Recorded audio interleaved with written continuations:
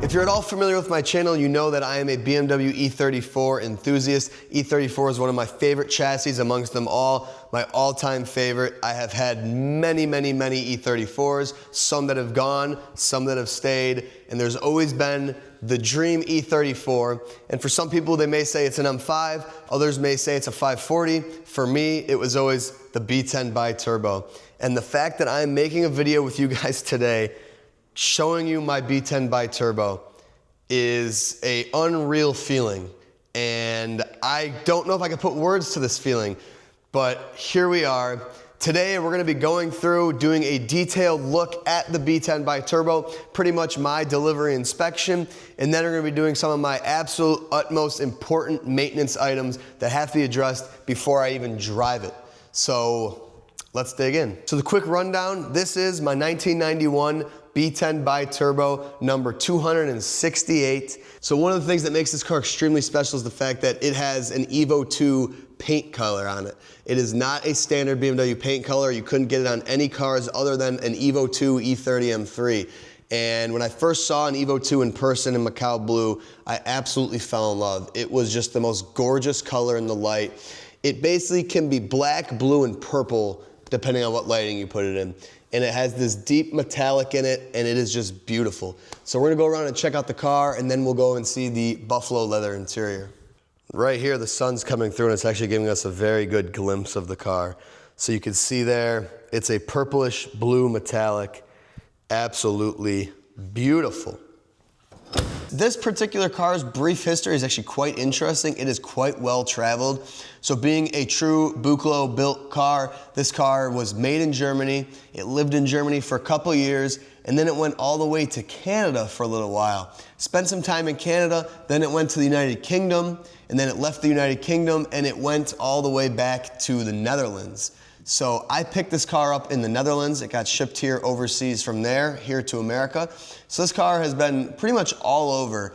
And a really cool fun fact about this car is it was actually in a magazine in the UK back in the day. And I do still have the original plates from the magazine. I'll actually show you guys that really quick before we get into the inspection of the car, because it is quite interesting actually. So here I have this plate. Unfortunately, it's broken, but we have high 7 by essentially. Now here I have this total BMW magazine from the UK, and in this magazine is none other than high 7 by right here. This is my car right here. It didn't have pinstripes in the video, which is interesting, but nonetheless, pretty cool little sidebar here that this car made it into a magazine.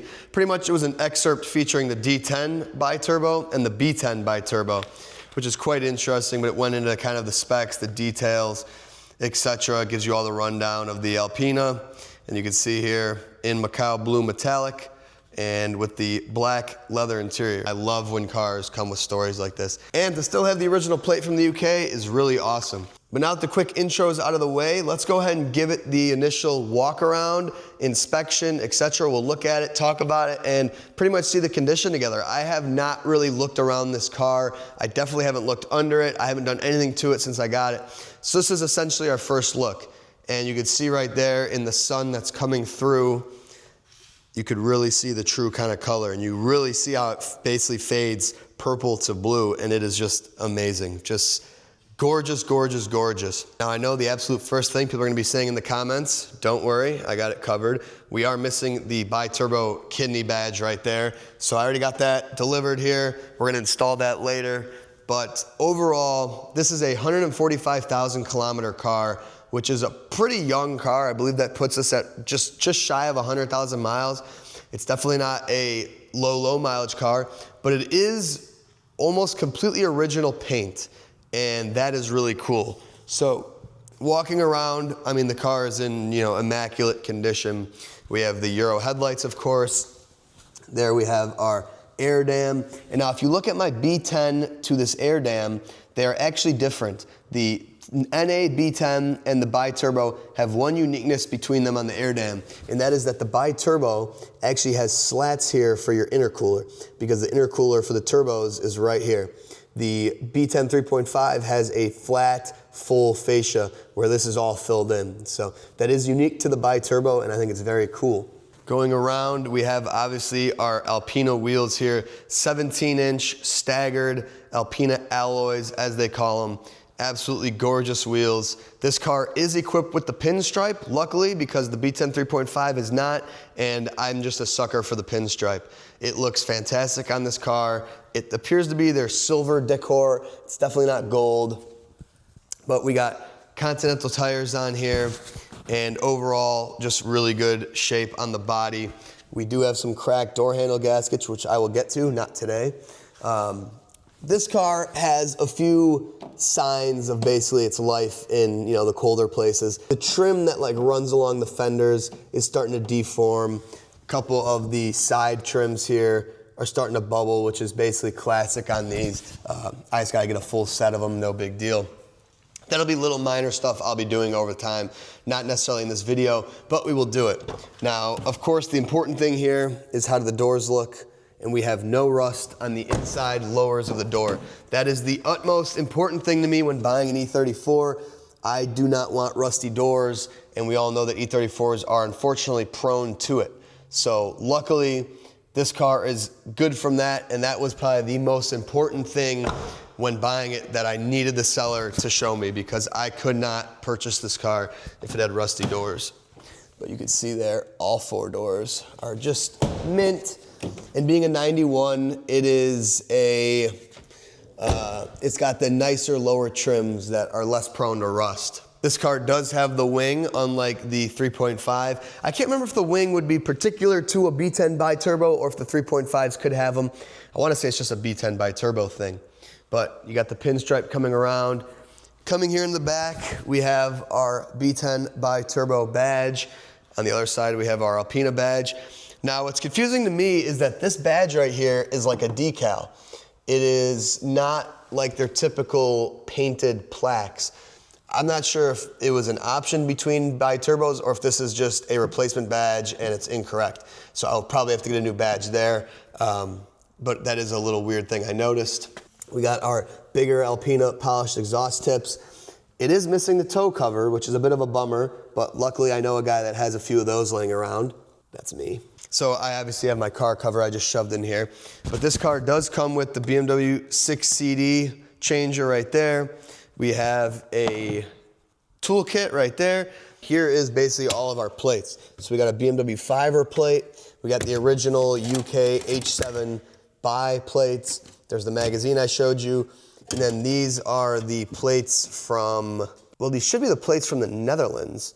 I don't want to sound, stupid, but I actually have no idea where that's from. But yeah, these are other plates that the car had. There should be a spare tire in here. Yep, we got our original Alpina spare, which is really nice. Let's see what's in the toolkit. Beautiful, it's just about full. We got our warning triangle there, all the wrenches, our wheel stud.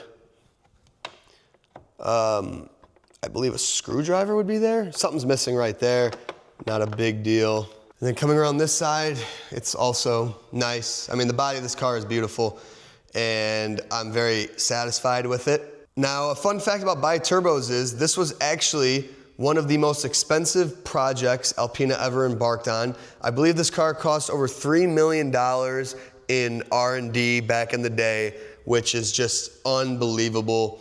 The cost that went into it, the technology that this car has, which you'll see a lot of it when we get into the interior and the engine bay, is just ridiculous. I mean, for being a 91 and being unveiled in 89, this thing is just jam-packed. It is one of the most technologically advanced E34s. Also one of the highest spec E34s I've ever seen. There's things in this car that I never even knew existed on E34s, and one of those is an electric rear sunshade, which I'll show you guys a little bit later. But this thing is just an absolute beast of a car. I had the pleasure of talking with Andy Bovensiepen, and he said that this is actually one of his favorite cars of all time. Burkhard, the founder of Alpina, and his son Andy both absolutely adore the V8 E36, but Andy said that the Biturbo is basically right up there as his favorite model. Let's hop into the interior here and check that out. So this is, of course, like I said, the buffalo leather interior, and it is just insane. Check out that headliner. That is a full leather headliner on an E34. Have you ever seen that? Because I definitely have not. We have, of course, the Alpina Recaro seats here that have the electronic adjustments, and the interior is in immaculate shape. There's no rips, there's no tears, there's no weird issues like that. I had the back seat up because the battery was dead. But you can see we got the Alpina striping, rear headrest, of course, because it's a Euro car. The Alpina striping goes into the door cards, which on this car are actually in great shape. Luckily, most of the time these are starting to shrink, and they are a little bit on this car, but they're not bad. We got our rear deck right there, the least faded deck I've ever seen, but that probably, it makes sense because the fact that we have an electric sunshade. So hopping into this car, weirdly enough, it has a stock E34 steering wheel.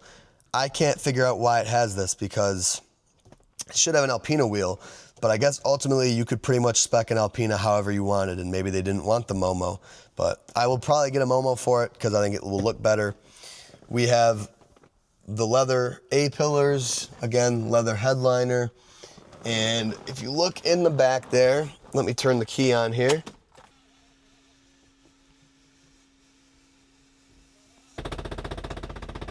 Now ignore the fact that it's going to make some noise for a second, but look at that. Electric sunshade, dude. Never in my life have I seen that. Certainly is needing some adjustment, but really, really cool. And then you have manual sunshades on the side here. I've, again, never seen even sunshades on the side windows on an E34, so that's another new one for me.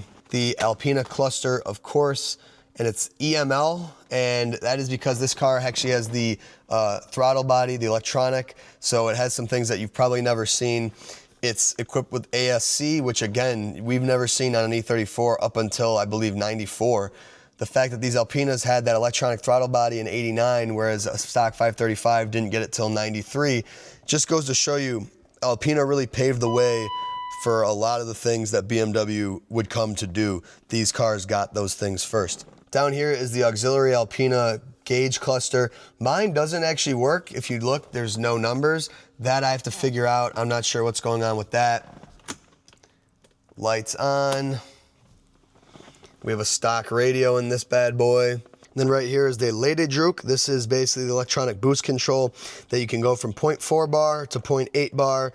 So this is your economy mode, and this is your Testarossa killer mode.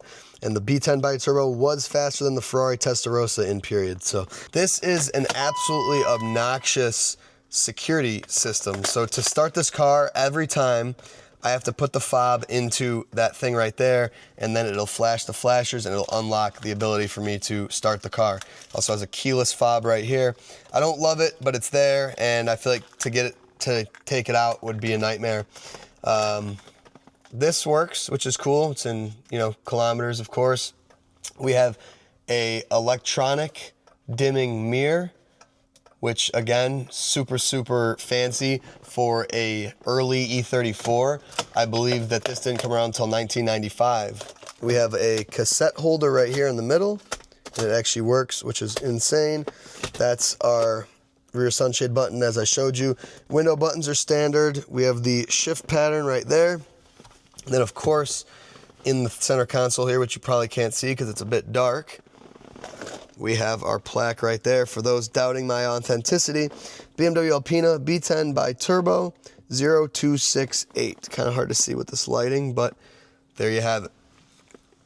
And just like the B3 2.7 I had, this car's also fitted with the beautiful wood along the door panels. In the glove here, we got the owner's manual, service manual, it looks like. This is actually really, really cool because this is basically the, it got delivered to Alpina stamp. And you can see there, Alpina stamp, Buchloe. in 6/28/1991. So June 28th of 91, this car made it to Alpina. I wonder whose signature that is, but that's really cool. And then after that, you know, you have all your other service things, which looks like it was at Drexel Ziegler BMW somewhere in Germany. Germany. And then let's see, did it end up going to the UK? 2002, doesn't say where. Oh, here we go, Autohaus Langer. I'm not sure where that would be. Oh, this car actually found its way to Munich Legends. That's a well-known BMW shop in the UK that you guys may or may not have heard of. So this car has actually been in the hands of Munich Legends. That's really cool. And then we have CPC Auto, not sure where that is. This is Norfolk, which that's Canada, right? Okay, so maybe this car went UK and then Canada. I thought it was Canada then UK, but it appears to have UK stamps and then Canada stamps. Yes, that's our service booklet right there. But now let's go ahead and check out the engine. And voila, we have the almighty twin turbo M30 B35. So in quick, the B10 Biturbo is a 3.5 liter M30 that is taken to Alpina and essentially completely redone. Absolutely everything. They fully disassembled this engine. They put low compression 7-2 pistons in it, forged pistons. They put forged rods. They put a special Alpina camshaft. They port the head. What else? Obviously, they have their Motronic revising. And this car is actually really interesting in the fact that it has a 2-fuel tune. So I'll show you guys that in a little bit. But Alpina does all their goodies on it. And then they put 2 Garrett G25 or T25 turbos, small little Garrett twin turbos, but they chose twins because they can make the same boost as a single, but more efficiently. So that is kind of the story there. And then in doing all that, this car made a whopping 360 brake horsepower and 520 Newton meters of torque. This thing is a rocket ship. I am dying to experience it and feel it. I really have not even driven it yet. If you're familiar with a 535 E34, obviously the intake is always coming out right here. You can see the Alpina branded block-off plate, and then the throttle body comes around on this side, and it is electronic, which means that this is a drive-by-wire car, which is insane, because you think, oh, drive-by-wire didn't come around until the E46 M3.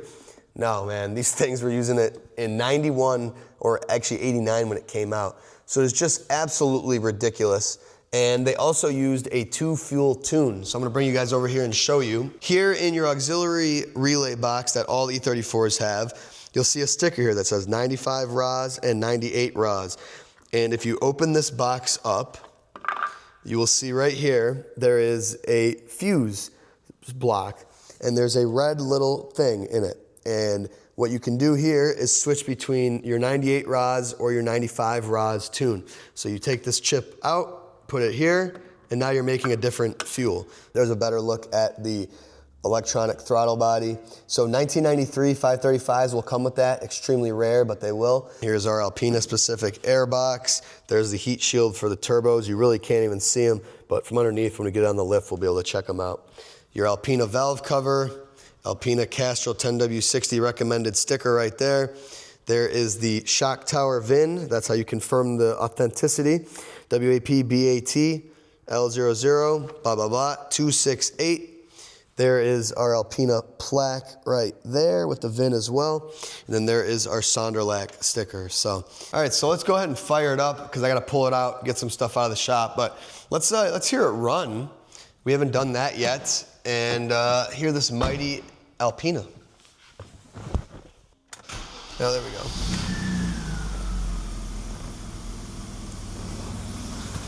So this thing actually runs really, really good. It's not like a nightmare. It has a couple stumbles when it's cold, but for the most part, it actually runs really, really solid. It sounds healthy. There's a little bit of rattle coming from the turbo area, which we're gonna go ahead and inspect. I hope it's just like a loose heat shield or something and we don't have like turbo damage. But otherwise, for me, the most important part of this car is checking the oil spray bar, and then we're gonna check the valves, of course. But it sounds fantastic. I guess I can't really rev it from the engine bay. I'll give you guys a little rev here in the shop before I asphyxiate myself. Oh yeah.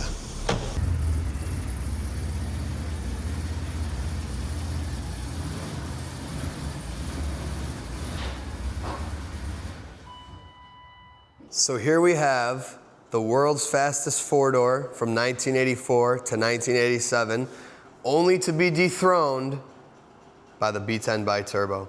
Absolutely so awesome. I'm really excited to do a head-to-head between both these cars, which will be its own video, but pretty much pieces of Alpina history, pieces of turbo history. And I don't know if I've showed you guys on the channel, I have a new 10-foot illuminated Alpina sign, because it's only right. So I got my BMW sign, got my Alpina sign, and we have a nice little trio of Alpinas here, and that is really cool. I forgot to make mention of is the front brakes are absolutely massive Lucas 4-piston in the front, which no M5 got those unless it's a 95 Euro M5. But you can see right there, maybe you can, they got Alpina branding on them, made by Lucas though. Huge front rotors, and then the rears, I'm not exactly sure what the rears are, but I know they're vented, which means they're bigger. Probably M5 rear brakes, I would guess. Similar to the B7 Turbo here, which also got 4-piston front brakes. But I believe those are just early M5 brakes. And then these are bespoke to the B10 Biturbo. All right, so let's go ahead and do our first look together of the underneath of this car. I have not been underneath it yet, so I'm a little nervous, but I got pictures and everything, so anyway. You can see right here, we have our intercooler piping right there. That is our intercooler right there. And then there's our pipe right there. Leaks-wise, it actually doesn't look that bad. Obviously, you can see the compressor there for the AC's got some grime on it. Pretty much indicative of a valve cover, then timing cover leak. Really, nothing you could do there unless you really want to disassemble a lot of this engine. That's one of those things, you power wash it and you manage it, and eventually you'll do it. But like oil pan, little seepy, and the turbo stuff is for sure seepy. But anyway, you can see then where the intercooler comes down and the piping for the air intake of the turbo, and you can follow it right there. And these are actually Alpina branded like clamps, which is crazy. Part numbers are on them, which is nice. But then you can kind of see right there, that's the turbos. Beauty. So you can see the one Garrett turbo right there, and the second one is a little further up, but you can't see it because of the heat shields and everything. But you can see the turbo drain right there into the block, Alpina branded as well, which is impressive. And then your downpipes right here that come into an O2 sensor. And then we have two Alpina specific high flow cats. There's a super fancy name to them, but I'm not sure. But you can see they're made by Boyson, and then there is the Alpina branding right there. This is an Alpina specific center resonator muffler. There's the Alpina stamp right there, if you could see it. And then coming back into a crusty muffler, but I believe it's no different than a stock muffler.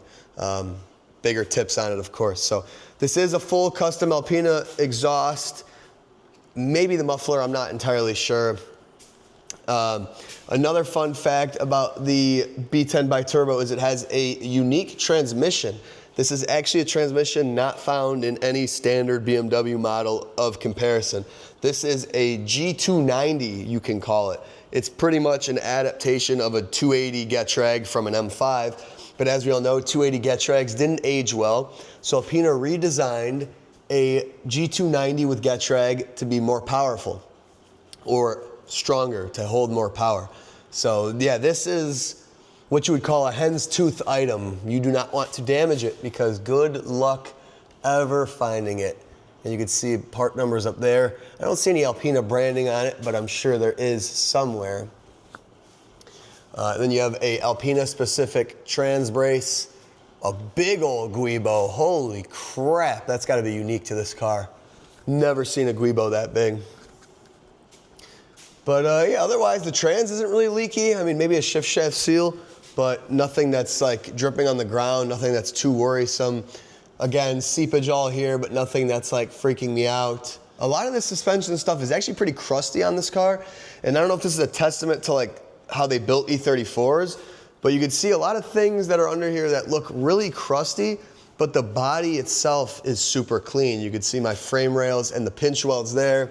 Same thing there. You have a little bit of surface corrosion from where it's been jacked up, but overall, the body of this car is super nice underneath. I mean, no real body rust or anything problematic. The diff looks awful right there. You could kind of see the S, but yeah, so it is a limited slip. And these I thought had belt-driven oil coolers for the diff. I know the B7 turbo does. It does have a cooler on it. I just can't tell. It looks like it's electronic. Is that possible, an electronic oil cooler? I'm not entirely sure how that works.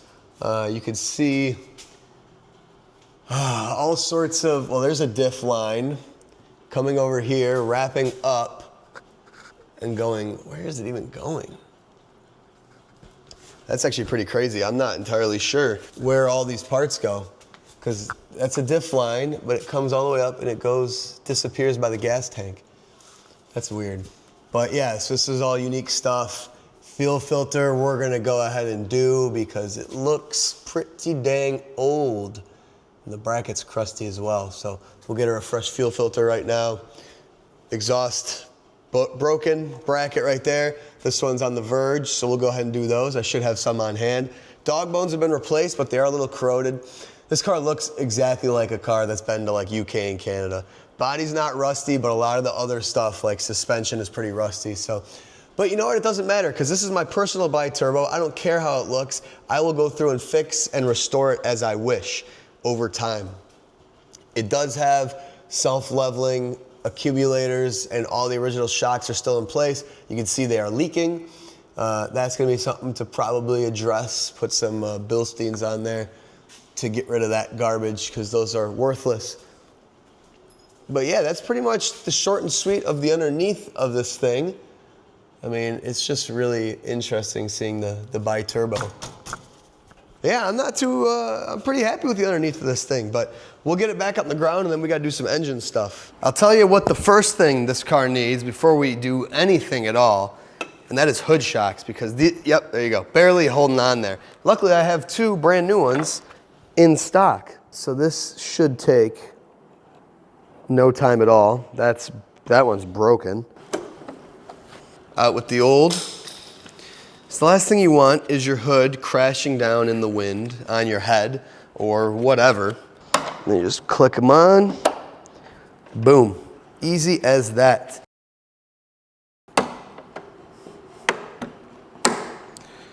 There we have it. While we wait for the engine to cool, because it has to be ice cold for when we do all the valve checks, we're gonna do this nasty fuel filter. The one thing I'm not gonna do is drive my bi-turbo with an old ass fuel filter.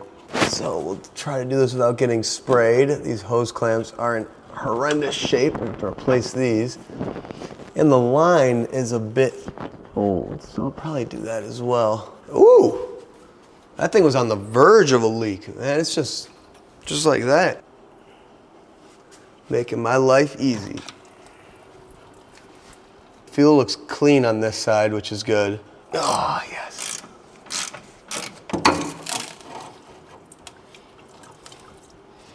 Hey, it's clear.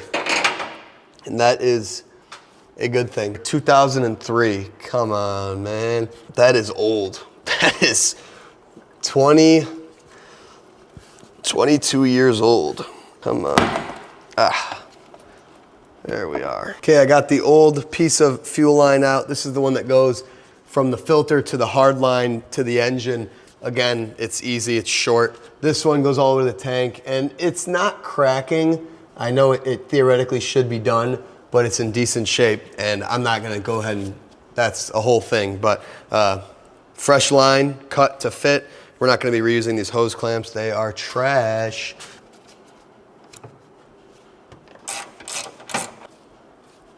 Fuel filter's done.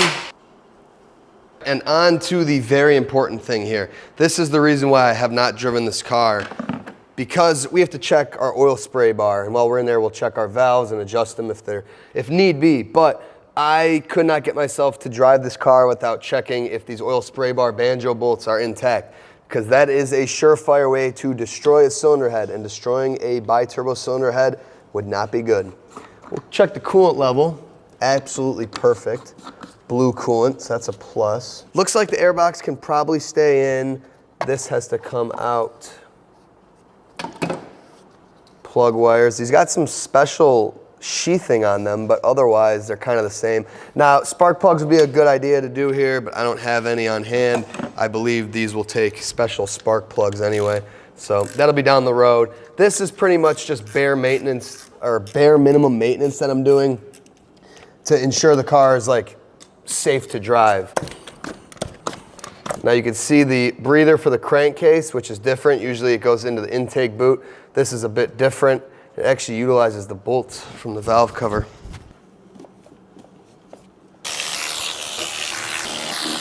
Place a bet, loose spray bars or no? I think 80% of all M30s I get have loose spray bars.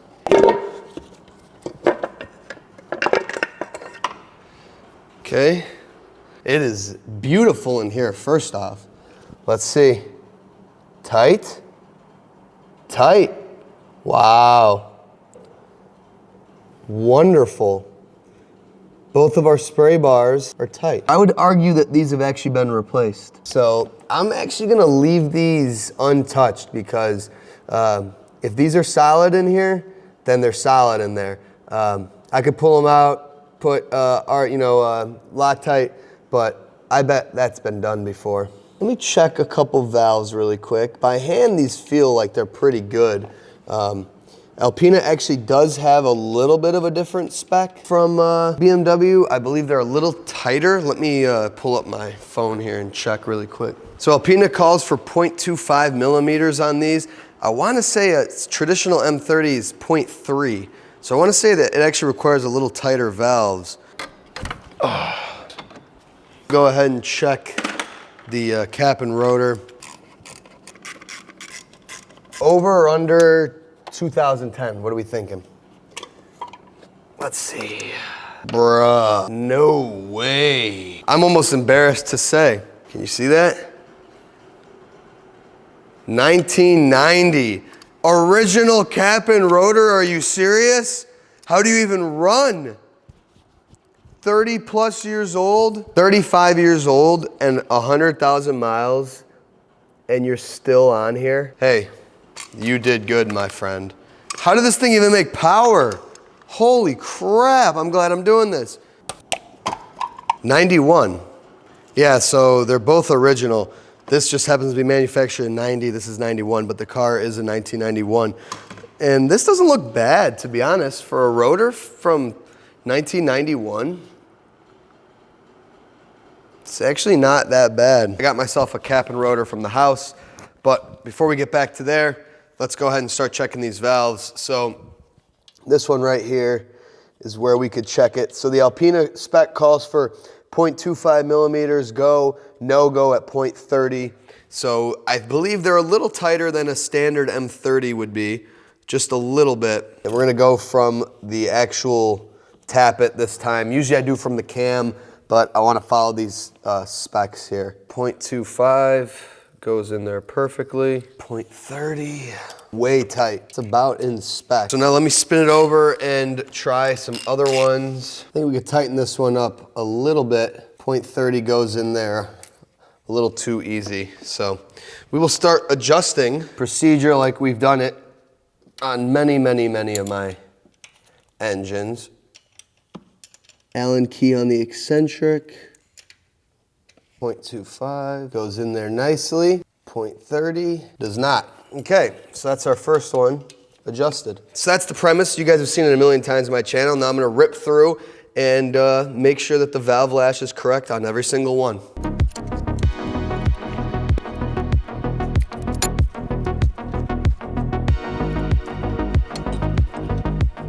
And all of our valves are done within spec. Now I have the peace of mind knowing that my oil spray bar is tight, my valves are all within spec, and now I can enjoy this puppy. So I got RTV at the seams there, and we got our brand new valve cover gasket.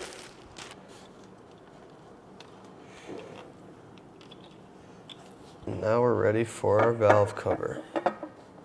And that goes on there. Brand new Bremmy cap and rotor. Thank God. I can't believe this thing had original cap and rotor on it. That is downright despicable. You can see there. Before, after.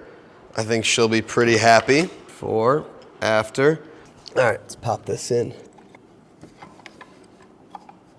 Now the cap.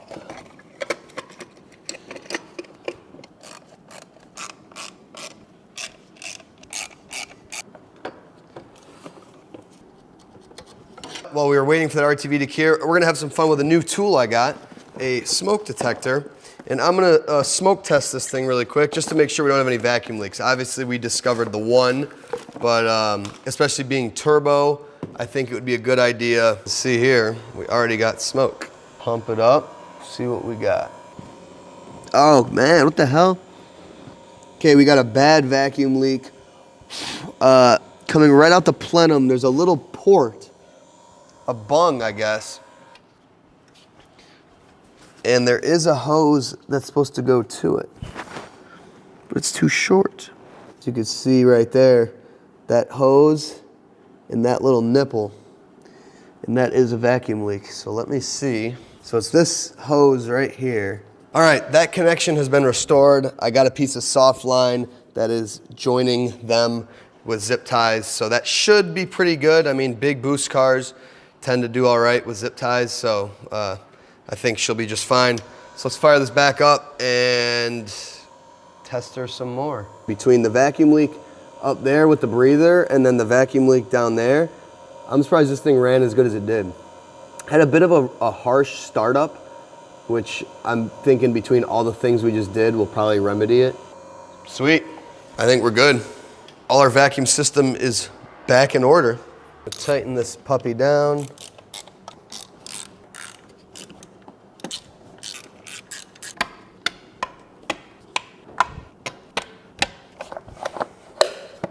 We are all good in here and we can fire this thing up.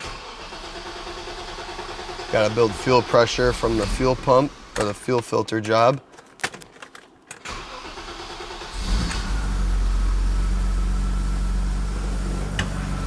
Ah ha ha. Oh yeah, it sounds good. So vacuum lines are holding. Oh, it's quiet. You can't even hear the valve train anymore. I don't know if we paid close attention when I fired it up the first time, but I said it sounds good. But now, I mean, it's really good. You can literally only hear the injectors clicking. And they're super distinctive. I think Alpina put bigger injectors in because it doesn't sound like a stock M30. But the valve train is virtually completely silent. Wow. And it lost that stumble. It had that cold start, like stutter, and it's gone. It's cured. Which makes sense because now we have fixed 2 massive vacuum leaks. Our valves are all within spec. Our spray bar is good to go. Lovely. We have absolutely nothing to worry about.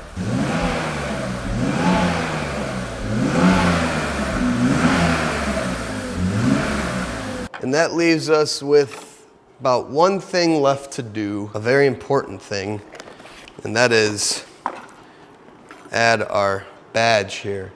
Now, unfortunately, it's not that easy on the E34 because you cannot access the kidney to install it just willy-nilly. You have to pull off the whole front grille, which I really don't want to do, but I can't really see any other way to do this because you have to bolt this through.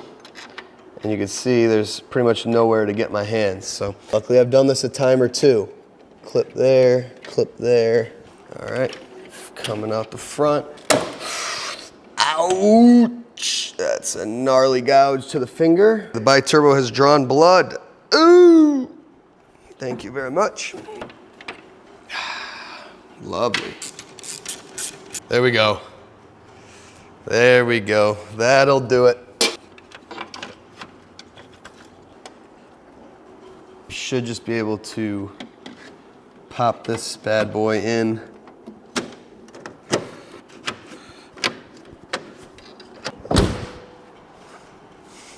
Now that is what we needed. Now we know what it is. I would say that badge placement is perfect, if I do say so myself. Oh, the camera won't really adjust to see it, but just know we have a massive mothership logo over these two beauties. If you could only have one, which one would it be? That's the hard one here. That is the hard decision. And if you've made it this far in the video, I appreciate it. And I do want you to let me know, are you a B7 turbo guy or a B10 biturbo? I can't say, I haven't driven it yet, so I don't know. I can't imagine, this car is hard to beat. This is a very, very special car, but we will see. There we have it. My new B10 biturbo is now inspected, maintained, up to date on some maintenance. I'm sure there's some more stuff I could do, but I'm comfortable enough to drive it now. So the next time we see it, we'll take it out for a spin and get our first impressions together. It's dark, it's late, I ain't gonna drive it right now. So I wanna do it with you guys. But thank you so much for watching. Thank you to everyone that's been a part of this channel all these years. It's a long time coming, but we finally did it, baby. My favorite picture of all time, the B10 biturbo and the Concorde Jet, two of my favorite pieces of engineering mastery to ever exist. I'm a huge Concorde nerd and I'm an E34 biturbo nerd. So two together is absolutely amazing. That right there has been my motivation poster for quite some time. And to see one here in the shop in such a special combo truly is amazing. So thank you guys for watching. I hope you enjoyed and we'll see you in the next one.